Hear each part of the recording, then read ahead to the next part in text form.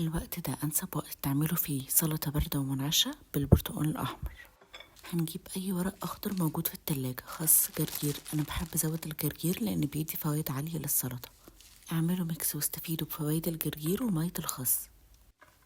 هنضيف البرتقال الأحمر مليان مضادات أكسدة وفيتامين سي، ده غير إن طعمه حلو جدا على السلطة لأن طعمه مسكر أكتر من البرتقال العادي. هنضيفه أول حاجة علشان العصير بتاعه ينزل على الورق الأخضر.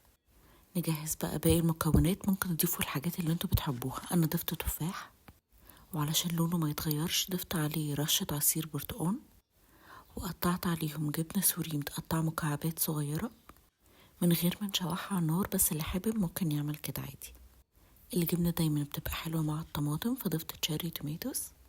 واخر حاجة البنجر لان لونه قوي قوي على الايدين او الحاجات اللي نشتغل بيها. ممكن نستخدم دريسنج كريمي زي سيزر، او ممكن بس تعصروا برتقال من فوق. مفيش اسهل ولا اخف من كده، منعشة وباردة ومناسبة جدا لبداية الصيف والجو حر. جربوها وقولولي رأيكم، وقولولي ممكن نستفيد ايه تاني بموسم البرتقال. وبالهنا والشفا.